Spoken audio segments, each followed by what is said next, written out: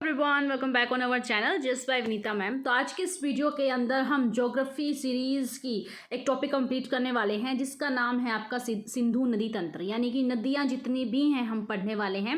Like आपका सिंधु है, गंगा है, ब्रह्मपुत्र है, प्रायद्वीप की जितनी हमारे प्रायद्वीप भारत की जितनी भी नदियाँ हैं वो सारा सब कुछ हम पढ़ने वाले हैं। लेकिन आज के सिर्फ एक सिंगल वीडियो के अंदर हम सिर्फ और सिर्फ सिंधु नदी के बारे में पढ़ेंगे, क्योंकि ये टॉपिक ऑलरेडी अलग अलग कैटेगरी में डिवाइड हो जाता है, क्योंकि एक ही वीडियो के अंदर सारी नदियाँ पढ़ पाना थोड़ा सा मुश्किल हो जाता है। तो मैंने इसको अलग अलग वीडियोस के अंदर डिवाइड किया है। तो आज हम सिंधु नदी के बारे में जानेंगे, किस तरीके से सिंधु नदी कहाँ से बहती है, इसकी सहायक नदियाँ कौन कौन, यानी एवरीथिंग जहाँ से भी आपके एग्जाम में क्वेश्चन बनते हैं वो सारा मैंने कोशिश की आपको इस वीडियो के अंदर प्रोवाइड करवाने के, ठीक है। क्योंकि अभी हाल ही में आपको पता होगा अपडेट्स आते रहते हैं कि अभी आने वाले एग्जाम कौन कौन से हैं। आपका ग्रुप डी है, आपका एनटीपीसी है, आपका हरियाणा के अंदर आपका सीईटी का एग्जाम है आपका, ठीक है, यूपी के अंदर आपका एग्जाम है। तो सबसे आपको पता है ये ज्योग्राफी में यही गिने चुने टॉपिक हैं, यही इन्हीं से क्वेश्चन आने हैं आपके। तो वीडियो को आप स्टार्टिंग से लेकर एंड तक जरूर देखिएगा। हर जितने भी एग्जाम हैं हर किसी के लिए आपके लिए बहुत ज़्यादा हेल्पफुल होने वाला है। तो चलिए इस वीडियो की हम शुरुआत करते हैं। तो आज हम सिंधु नदी तंत्र के बारे में पढ़ने वाले हैं। तो देखिएगा, सबसे पहले हम जानते हैं कि सिंधु नदी की कुल लंबाई कितनी है। तो कुल लंबाई कितनी है इसकी 2880, इसे हम बोलेंगे 2880 जो किलोमीटर है इसकी जो कंप्लीट लंबाई है। कहाँ से? तिब्बत से लेके यहाँ तक, कहाँ से? आपके पाकिस्तान तक, जहाँ तक आपके अरब सागर के अंदर जाकर गिरती है वहाँ से टोटल इसकी लंबाई 2880 जो किलोमीटर है। लेकिन हमें किससे मतलब? हमें भारत से मतलब है। तो भारत के अंदर इसकी लंबाई कितनी? 1114, ऐसे याद कर लो, ठीक है। 1114 करोगे थोड़ा डिफिकल्ट लगता है। 2880 इसकी टोटल लंबाई है और 1114 जो किलोमीटर है वो हमारे इंडिया के अंदर ये बहती है। तो सिंधु नदी का उद्गम स्थल कहाँ से है? देखिए जानिएगा।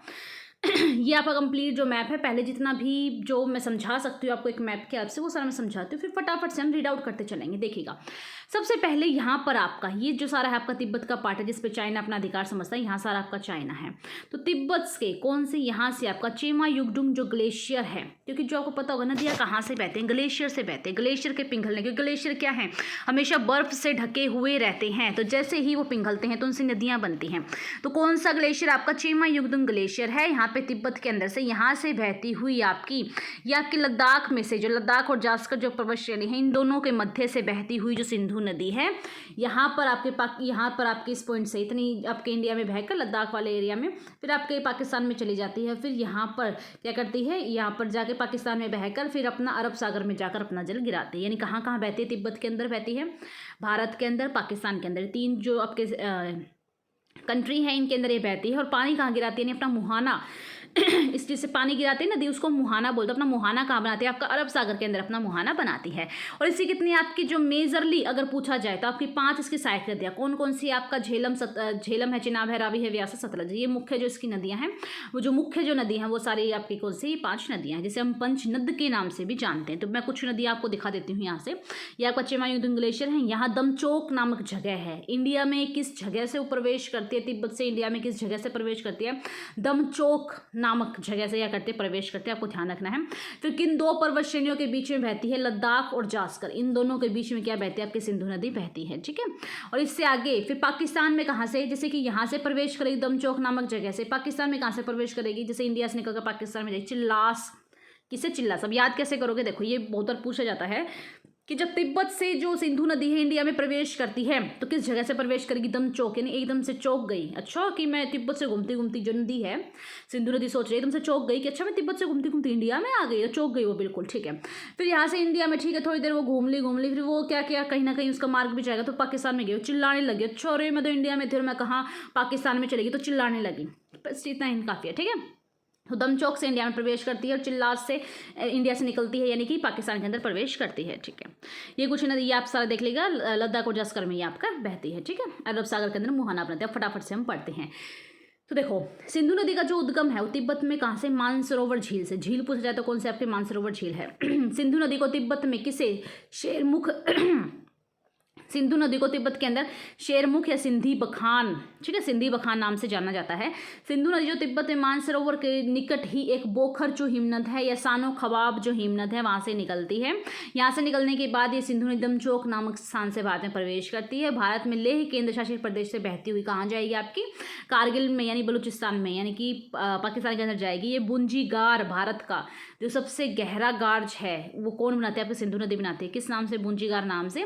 फिर गिलगित से होते हुए नंगा जो पर्वत है, हिमालय के पश्चिम जो पर्वत है वहाँ से जाती है। फिर सिंधु नदी चिल्लास नामक स्थान से भारत से निकल जाती है, यानी कि भारत से निकलेगी तो पाकिस्तान में प्रवेश करेगी और पाकिस्तान में मिठानकोट में बहती हुई जो नदी है अतः सिंधु नदी क्या करती है, कहलाती है। ठीक है, ये सारा का सारा आपको ध्यान रखना है।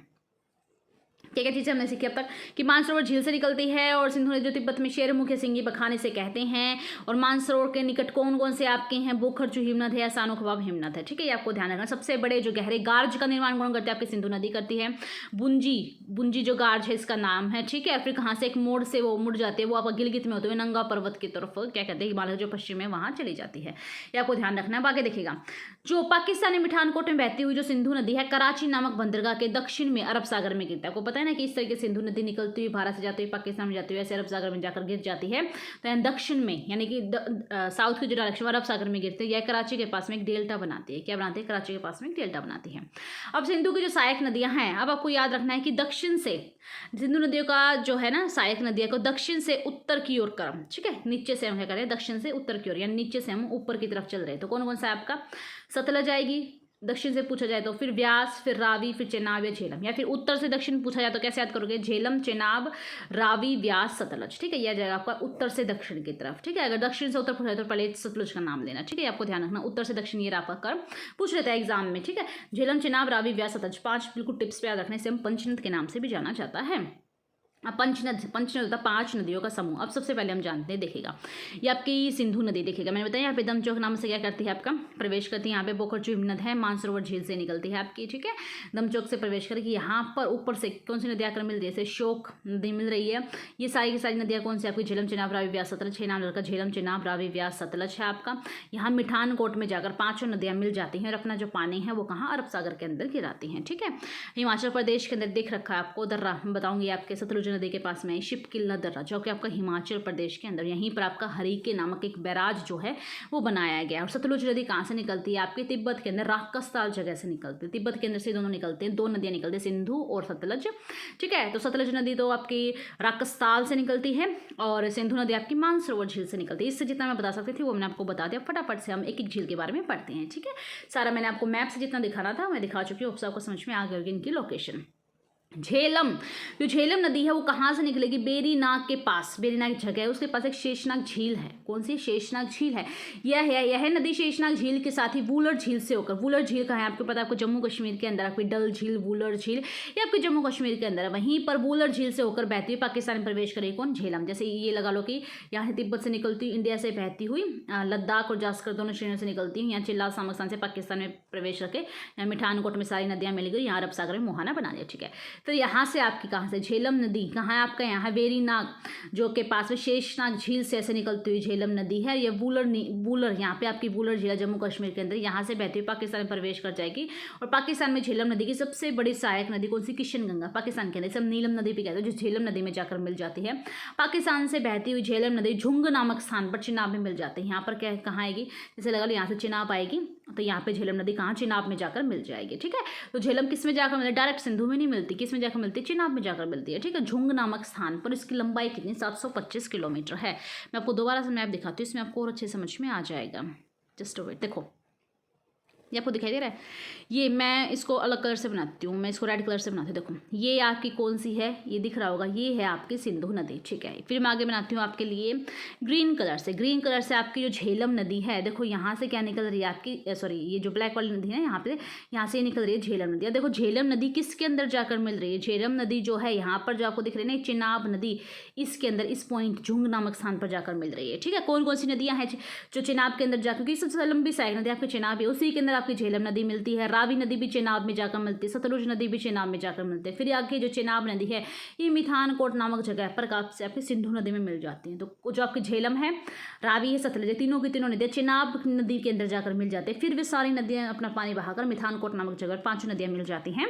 ठीक है, फिर आगे वो क्या करते हैं, आगे वो बहती है। ठीक है, यही बातें कह रहा है कि डायरेक्ट वो आपका सिंधु नदी में नहीं मिलती है, वो आपकी चिनाब नदी के अंदर मिल जाती है। ठीक है, तो देखिएगा ये देखो आप, याद रखना आपको कहाँ से, वेरीनाग के पास से निकलती है, शेषनाग झील से आप निकलती है आपकी। यह शेषनाग झील के कहाँ, वूलर झील से होकर बहती है, आपके पाकिस्तान में प्रवेश करती है। फिर किशन गंगा जो है इसकी सबसे बड़ी सहायक नदी है, यहीं पर आपका एक डैम भी बनाया हुआ है, ठीक है। और पाकिस्तान में बहती हुई झेलम आपकी जैसे झेलम जैसे झुंग नामक स्थान पर चेनाब में मिल जाएगी। इसकी लंबाई जो है आपकी टोटल 725 किलोमीटर है।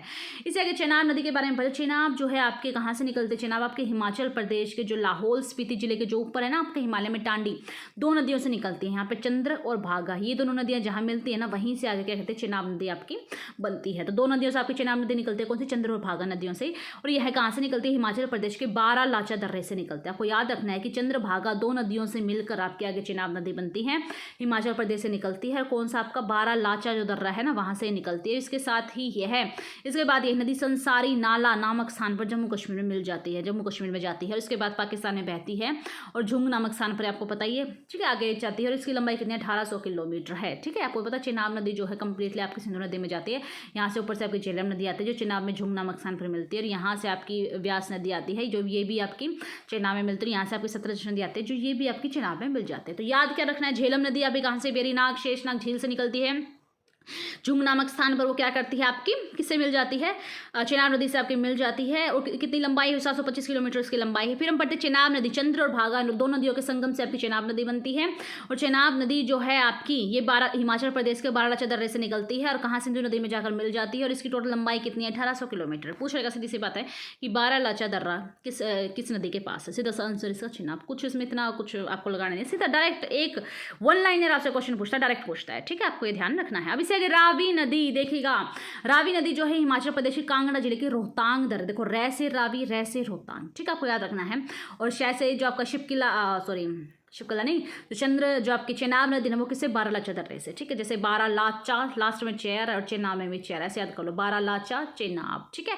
और रै से रावी, रै से रोहतांग, दर्रे में कंफ्यूज आते हैं तो मैंने आपको बता दिया है कि जो रावी नदी है वो रोहतांग दर्रे के समीप हिमालय पर्वतीय क्षेत्र में मनाली के समीप से निकलती है। ये नदी जम्मू कश्मीर से होते हुए पाकिस्तान में जाकर ये भी चेनाब से मिल जाएगी। इसकी लंबाई कितनी है आपकी, 720 किलोमीटर है, ठीक है। इससे आगे है आपकी व्यास नदी। तो जानिएगा जो व्यास नदी है ना, जो हिमाचल प्रदेश हिमालय के जो रोहतांग दर्रे के पास में एक व्यास कुंड है, ठीक है, ऐसी सीरीज में चलती हैं। ये झेलम है आपकी, ये चेनाब है आपकी, ये रावी है आपकी, और ये क्या आपकी व्यास नदी। तो ऐसे सीक्वेंस में चल रही है। यहाँ से कौन, यहाँ से आपकी शेषनाग झील है आपकी, ठीक है। और चेनाब है, चंद्रभागा 2 नदियों से आपके कौन से, बारालाचा दर्रे से है। ये आपकी कौन सी है, व्यास नदी, रावी नदी है, ठीक है, झेलम चेनाब रावी व्यास सतलज।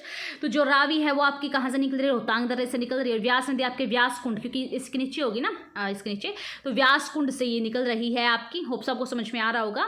तो ये क्या कर रही है, पंजाब में कपूरथला नामक जगह जहाँ पर हरीके नामक स्थान पर सतलज नदी में मिल जाते हैं। तो आपको याद रखना है जो आपकी व्यास नदी है वो पंजाब के अंदर हरीके नामक एक बैराज है, ठीक है, डैम है आपका, सतलज नदी में मिल जाते हैं। और व्यास नदी एकमात्र नदी जिसका प्रारंभ और समापन दोनों भारत में होते हैं, यानी कि ये पाकिस्तान में नहीं जाती। जो है आपकी व्यास नदी आपकी इंडिया से स्टार्ट होकर इंडिया में खत्म हो जाती है। ये आपको मोस्ट इंपॉर्टेंट याद रखना है कि ऐसी नदी जो क्या करती है, अपने इंडिया से स्टार्ट होकर इंडिया में खत्म हो जाती है, वो आपकी व्यास नदी है। ऐसे याद करो कि इसका व्यास, जैसे व्यास का याद करते हैं, जैसे सर्कल है, इसका व्यास कितना है, तो ये लगा लो इसका इतना व्यास है कि इसी एक सर्कल के अंदर ही रह जाती है। सर्कल क्या आपका इंडिया का सर्कल है, इसी के अंदर रह जाएगी, यहाँ तो से बाहर जाती ना, यहाँ से कोई उद्गम होता है, ठीक है, ऐसे आप ध्यान रख लीजिएगा।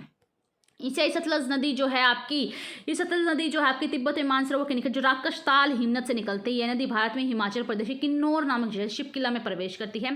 फिर हिमाचल प्रदेश में बाखड़ा से पंजाब में नांगल की ओर बहती है, क्योंकि इसी पर बाखड़ा डैम बनाया गया। फिर हरीके में बहती है पाकिस्तान में, ये भी जाकर चेनाब नदी से मिल जाती है। कहाँ पर, बहावलपुर, यानी इस तरीके से बहकर ये चेनाब नदी में जाकर मिल जाएगी। इसकी लंबाई 1050। यानी अब तक आपने क्या क्या सीखा, क्या क्या आपको याद करना। देखो जो आपकी कंप्लीट, मैं आपको थोड़ा सा ब्लैंक पेज ले लूँ, मैं इसको थोड़ा जूम कर लेती। देखो क्या क्या सीखा आपने अब तक। सिंधु की टोटल लंबाई कितनी है, कितनी, 2880 है, ठीक है। इंडिया के अंदर कितनी बहती है, 1014 बहती है। इसकी 5 सहायक नदियाँ कौन सी है आपकी, झेलम है, झेलम है, चेनाब है, रावी है, व्यास है, सतलज है, ठीक है। इसकी 5 पंच जो है इसकी नदियाँ हैं, ठीक है। फिर सबसे पहले हम पढ़ते हैं झेलम। झेलम कहाँ आपका, वेरीनाग शेषनाग झील से निकलती है, ठीक है। जो जम्मू कश्मीर की वूलर झील है वो आपकी झेलम नदी से कई किनारे हैं। इससे आगे हमने पढ़ा झेलम के बारे में जो झेलम है वेरीनाग शेषनाग से निकलती है, ठीक है, ये सारा हमने इसके बारे में पढ़ा। फिर इससे आगे बात आती है आपकी चेनाब की। चेनाब में कहाँ से पढ़ा है, कौन से दर्रे से निकलते हैं, बारालाचा दर्रे से निकलती है, ठीक है, और ये कहाँ जाकर सिंधु नदी में जाकर मिल जाता है। जो झेलम नदी है वो भी सिंधु में ना मिलकर चेनाब में जाकर मिलती है, ठीक है, और ये सारी की सारी नदियाँ कहाँ जाती है, मिठानकोट नामक जगह पर पाकिस्तान के अंदर मिल जाते हैं। तो झेलम चेनाब के बारे में पढ़ लिया। अब आता है रावी। रावी जो है आपका रोहतांग दर्रे से, हिमाचल प्रदेश के रोहतांग दर्रे से निकलती है, और ये भी आपकी चेनाब नदी में जाकर मिल जाती है। इससे आगे हमने झेलम चेनाब रावी व्यास। व्यास इसका इतना व्यास है कि ये इंडिया के अंदर ही इसका उद्गम है और इंडिया के अंदर ही समापन, यानी कि इंडिया के अंदर ही खत्म हो जाते हैं, पाकिस्तान में नहीं जाते। और ये किस में जाकर मिल जाते हैं, जो आपकी व्यास नदी है, व्यास कुंड जो आपके रोहतांग दर्रे के पास है ना, व्यास कुंड, वहां से निकलती है और आपकी ये भी चेनाब में जाकर मिल जाते हैं। फिर हमने पढ़ा सतलज नदी। सतलज नदी जो आपका शिपकिला दर्रे से निकलती है, ये जो आपकी सतलज नदी, इसी पर आपका जो भाखड़ा जो नांगल डैम है, जो बांध बना वो इसी पर है, और हरिके बैराज भी जो आपका यहीं पर है, सतलज नदी पर है आपका, और ये भी चेनाब नदी में जाकर मिल जाती है। और फिर सारी की सारी नदियां जाकर आपके सिंधु नदी में मिलती हैं, मिठानकोट नामक जगह पर। फिर वो अरब सागर के अंदर अपना जो है पानी गिराती हैं। फिर हमने ये सारी पंच नदियाँ पढ़ ली। फिर हमने पढ़ा था एक सिंधु नदी के बारे में, किलोमीटर मैंने बता दिया। सिंधु नदी आपके यहाँ से कहाँ से निकलती है, आपका चेमा युंगदुंग जो ग्लेशियर है आपका, पोखरचू नामक हिमनद है, वहाँ से निकलती है, और आपके कहाँ से, दमचोक नामक जगह पर इंडिया के अंदर प्रवेश कर, तिब्बत से इंडिया के अंदर प्रवेश कर। फिर आगे यहाँ पे अब कौन सा है, लद्दाख एंड जास्कर जो पर्वत श्रेणियाँ हैं आपकी, यहाँ से बहती है, इन दोनों के बीच में से लद्दाख वाले एरिया से बहेगी। फिर आपके यहाँ चिल्लास नामक जगह से पाकिस्तान के अंदर प्रवेश की कर जाती है, ठीक है, अरब सागर के अंदर अपना मुहाना बनाते हैं, यानी कि यहाँ पर अपना कराची के पास में डेल्टा बनाते हैं। तो ये सारा अभी तक हमने पढ़ा, जो मैंने आपको रिवीजन करवा दिया है, ठीक है। अब हम आगे चलते हैं, होप्स आपको समझ में आ गया होगा। देखो इस प्रकार जो चेनाब नदी है वो आपकी झेलम, रावी, व्यास, सतलज, और सतलज नदी जो है, सतलज नदी में व्यास नदी मिल जाती है, सतलज के अंदर ही व्यास नदी मिलती है, इसे पंचनद कहा जाता है। ये पंचनद नदियाँ मिठानकोट के पास सिंधु नदी में जाकर आपकी मिल जाती हैं, ठीक है। ये सारा हमने इसी पंचनद के बारे में पढ़ लिया। अब इसके अलावा भी तो और बहुत सारी सहायक नदियाँ हैं, ठीक है। आप देखो दायां बाएं में आपको कंफ्यूज नहीं होना है। यहाँ से आपकी सिंधु नदी है, आप अपने आप को इस तरीके से इमेजिन करो। तो देखो दायां बायां, बायां क्या है आपका, राइट है। तो जितनी भी नदियां हैं इस तरीके से खड़े हो जाएंगे तो राइट हैंड ही हो जाएगा आपका, ठीक है। तो यहाँ पे जितनी नदियाँ वो सारी कौन सी थी, आपकी बाईं थी। अब दाईं वाली जो यहाँ से आपकी सहायक नदियाँ आकर सिंधु में मिलती हैं, वो सारा हमने पढ़ना है। तो पहला आपका काबुल है, सबसे पहले जो आपकी नदी मिलती है वो काबुल है। देखो काबुल, इसकी सहायक नदी कौन सी, सवात नदी और कुन्नार नदी। काबुल किसकी सहायक नदी है, सिंधु नदी की सहायक नदी आपकी काबुल है। जैसे लगा लो कि आपकी सिंधु नदी है, सिंधु की आपकी कौन सी, काबुल है, और यहीं पर आपकी स्वात नदी है, ठीक है। यहीं पर आपको पता होगा स्वात नदी के पास ही आपका पाकिस्तान के अंदर स्वात घाटी भी है, जिसे पाकिस्तान का स्वर्ग भी कहा जाता है। स्वात घाटी आपकी यहीं पर है, सिंधु नदी के पास में, ठीक है। अब इसे आगे पढ़ते हैं कुर्रम और गोमल। ये भी आपकी किसकी, सिंधु नदी की दाईं ओर से मिलने वाली सहायक नदियाँ। कुर्रम जो इसकी सहायक नदी है सिंधु नदी की, और कुर्रम की, जैसे ये सिंधु नदी है, इसकी सहायक नदी कुर्रम है, तो कुर्रम की सहायक नदी कौन सी, तोची। बस आपको याद रखना है, मेनली आपको याद रखना है ये, फिर ये इनको भी आप पढ़ लीजिएगा, ठीक है। तो कौन कौन से अब तक हमने पढ़ी, अब तक हमने पढ़ी काबुल, फिर आगे हमने कुर्रम एंड गोमल। कुर्रम की सहायक नदी तोची है, एंड गोमल कौन सी, कुंदर एंड छोप है, ठीक है। तिब्बत से निकलने वाली दो ही नदियां हैं आप पे, कौन कौन सी, तो सिंधु है और एक सतलज है, ठीक है। सिंधु के बारे में हमने पढ़ लिया, सतलज भी आपने पढ़ा, शिपकिला दर्रे से, हिमाचल प्रदेश शिपकिला दर्रे से निकलती है। इसी पर हरिके बैराज डैम है आपका। ये सारा हमने सतलज नदी के बारे में पढ़ लिया। अब भारत में बहने वाली सिंधु की अन्य सहायक नदियाँ कौन कौन से, वो हम जानते हैं। कौन कौन सी आपकी, जास्कर है, श्योक है, बस इनका नाम याद रखना है। पूछ लेगा 4 ऑप्शन देके, इन 4 ऑप्शन देके पूछ लेगा इनमें से कौन सी सिंधु की सहायक नदी नहीं है, तो आपको नाम ही याद रखना है। ये पूछा गया था एक्सिस के पेपर में, पूछा गया था कि जो नुब्रा नदी है, नुब्रा घाटी है, वो आपके जम्मू कश्मीर के अंदर कौन सी डायरेक्शन के अंदर से पूछ लिया गया था। तो याद रखिएगा जास्कर नदी, श्योक नदी, वाखा, सोन, सुरू, गिलगित, शिगार, झोप, गोमल, हुंजा, गीजर, गार, सांगपुर, नुब्रा नदी, ये सारी की सारी भारत में बहने वाली सिंधु की सहायक नदियां हैं। अब हिमाचल प्रदेश से कौन कौन सी नदियां निकलती है जो सिंधु की सहायक है, वो आपकी व्यास, रावी, चेनाब। व्यास कुंड से, रावी रोहतांग दर्रे से, चेनाब आपकी चंद्र और भागा दोनों नदियां जो आपकी बारालाचा दर्रे से। हिमाचल प्रदेश से 3 नदियां हैं जो सिंधु नदी से निकलती है, सिंधु नदी में जाकर मिल जाते हैं, व्यास, रावी, चेनाब, ठीक है। अब सिंधु नदी से जो महत्वपूर्ण तथ्य जो पूछे जाते हैं हमेशा एग्जाम के अंदर बन जाते हैं, वो हम पढ़ने वाले हैं, देखिएगा। आपको पता होगा सिंधु नदी जल समझौता हुआ था आपका 1960 के अंदर हुआ था, आपका जवाहरलाल नेहरू जी ने किया था। इंडिया और पाकिस्तान के बीच में जल समझौता हुआ था 1960 के अंदर, ठीक है। इसमें क्या बात हुई थी कि जो जितनी भी आपकी 5 नदियां हैं ना, क्योंकि इसमें देखो एक तो जो व्यास नदी है वो तो बहती नहीं, इंडिया में बहती है, उसको छोड़ दो आप। तो जो जितनी भी 4 नदियाँ हैं, इनमें से 2 नदी तो जो हैं, जो आपका 2 नदी आपके इंडिया और 2 नदी पाकिस्तान, किस रेशो के अंदर पानी यूज़ करेंगे, वो सारे इसके अंदर बात हुई। तो जानिएगा कि भारत और पाकिस्तान के बीच में समझौता पूछ लेगा कि सिंधु नदी जल तंत्र जो समझौता है किस किस देश के बीच में, भारत और पाकिस्तान के बीच में जल समझौता हुआ था कि भारत और पाकिस्तान के बीच में सिंधु जल संधि के अनुसार भारत किस किस का पूछ लिया गया था। पेपर मेरे को ध्यान नहीं, शायद यूपीए कोई एग्जाम तो उसमें पूछ लिया गया था कि भारत जो है सिंधु नदी जल तंत्र समझौता के तहत कौन कौन सी नदियों का पानी, कितने % पानी यूज़ करेगा। तो ये क्वेश्चन बना था आपका। भारत जो है सिंधु झेलम चेनाब का तो 20% पानी यूज़ करेगा, तो यानी इनका 80% पानी कौन यूज़ करेगा? पाकिस्तान। और ऐसे ही इसका उल्टा सिंधु झेलम चेनाब का तो 20%, और साथ में कौन सा जो रावी व्यास सतलज है आपका, जो ये तीन नदियाँ, इनका क्या करेगा? 80% जो पानी है वो तो कौन यूज़ करेगा? इंडिया करेगा, और 20% कौन करेगा? आपका पाकिस्तान करेगा। ठीक है, ये समझौता हुआ था। फिर इस पर विवाद ये बना था क्योंकि ज़्यादा जो पानी है वो तो सिंधु झेलम चेनाब में, इसका 80% हमने पाकिस्तान को दे दिया, 20% हमने रख दिया। और आपको पता है उनके अंदर पानी कम है, आपका व्यास है, रावी व्यास सतलज है आपका, वो हमने उसका 80 हम यूज़ करेंगे, 20 उसको दे दिया। तो इस तरीके से इस पर विवाद चला था। ठीक है, तो मेन आपको याद रखना है कि भारत सिंधु झेलम चेनाब का 20% पानी ही यूज़ करेगा इस समझौते के तहत। अब इससे आगे देखिए, सतलज नदी जो है तिब्बत के नारी खोरसन प्रांत से एक ऐसा था जो कैनियन का निर्माण करते हैं। जैसे कि अमेरिका के अंदर एक कोलोराडो नदी पर जो ग्रैंड कैनियन बना हुआ ना, उसी तरीके से याद रखना है, कोलोराडो नदी है आपकी अमेरिका के अंदर, इस पर ग्रैंड कैनियन बना हुआ है। इसी तरीके से सतलज नदी पर तिब्बत के अंदर कैनियन का निर्माण किया गया है। इससे आगे देखिएगा, सतलज नदी पर भाखड़ा नांगल या गोविंद सागर भी हम इसे बोल देते हैं, बांध बनाया गया। नाथपा झाकरी जो परियोजना है, कोल बांध है, सारे सतलज नदी पर बनाई। कुछ बांध बनाए जाते हैं जो पानी को कंट्रोल करने के लिए, उससे मतलब उसमें कुछ उत्पादन लेने के लिए हम उस पर बांध बना देते हैं ताकि ओवरफ्लो को भी हम कंट्रोल कर सकें। इंग्लिश में से हम डैम बोलते हैं। तो कुछ बांध मैं आपको बताने वाली हूँ। सतलज नदी पर कौन सा? भाखड़ा नांगल है, नाथपा झाकरी परियोजना, कोल बांध है। चेनाब पर आपका सलाल बांध है, दुलहस्ती बांध है, आपका कहाँ है? चेनाब के ऊपर है। रावी के अंदर थीन बांध है, इसे रंजीत सागर बांध भी बोला जाता है, लेकिन पंजाब के अंदर रंजीत सागर जो बांध है उसको थीन बांध के नाम से भी जाना जाता है। तो रावी नदी पर आपका थीन बांध है। व्यास नदी पर आपका पोंग है, और हरिके जो बैराज है या हरिके बांध व्यास नदी पर है। चेनाब जो चंद्रभागा दो नदियों के संगम से बना है। ये सिंधु की सबसे बड़ी जो सहायक नदी है वो आपकी चेनाब नदी है। झेलम नदी भारत और पाकिस्तान की सबसे लंबी जो सीमा बनाती है वो कौन बनाते हैं? झेलम नदी ही। क्योंकि क्या करती है ये आपकी झेलम नदी जो है इस तरीके से यहाँ पर ऐसे बॉर्डर पर, जैसे पाकिस्तान की और इंडिया के बॉर्डर पर सीमा बनाती है, यहाँ पर इसके बॉर्डर लाइन पर ये बहती है, वो आपकी झेलम नदी है। ठीक है, तो ये सारी आपकी वीडियो थी जिसके अंदर मैंने आपको कंप्लीट सिंधु नदी जल तंत्र जितने भी क्वेश्चन बन सकते थे मैंने आपको करवाए हैं। होप्स आपको समझ में आए होंगे। क्या क्या याद रखना है? सिंधु नदी की लंबाई आपको याद रखनी है कि टोटल कितनी है, इंडिया के अंदर कितनी है। पंचनद जो है इसकी वो याद रखनी है, सारे पढ़ने आपको। झेलम चेनाब रावी व्यास सतलज सीक्वेंस है, उत्तर से दक्षिण और दक्षिण से उत्तर दोनों आपको याद होनी चाहिए।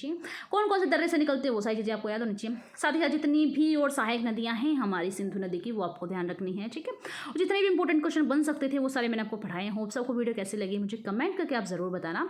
ज्योग्राफी जो मैं आपको बताता 50 आवर के अंदर मैं कंप्लीट करवाऊंगी, तो उसका ये आपका पार्ट रहेगा, उसी के अंदर प्लेलिस्ट के अंदर मैं ऐड कर दूँगी। कुछ दिनों से मेरी तबियत थोड़ी डाउन चल रही थी जिस वजह से जो आपकी जो वीडियोज़ हैं वो प्रॉपर नहीं आ पाई, बट अभी आपका जो प्रॉपर शेड्यूल चल रहा था, मैंने आपको एनसीईआरटी की भी 2 वीडियोज़ रहती हैं 6th क्लास की, वो मैं कंप्लीट करूँगी। स्टैटिक जीके है आपका, साथ ही साथ आपका हरियाणा करंट अफेयर है, साइंस है, ज्योग्राफी, सब कुछ मैं आपको प्रोवाइड करवाऊंगी। बस थोड़ा सा वक्त दीजिएगा, सब कुछ मैं आपको अच्छे से सिखा दूंगी। अभी एग्जाम होने में 1-2 महीने का वक्त है, तो आप प्लीज़ स्टडी पर फोकस कीजिएगा। ठीक है, वीडियो कैसी लगी मुझे कमेंट करके ज़रूर बताना, अपने फ्रेंड्स के साथ शेयर करने। चलिए मिलते हैं हम नेक्स्ट वीडियो में, तब तक के लिए नमस्कार।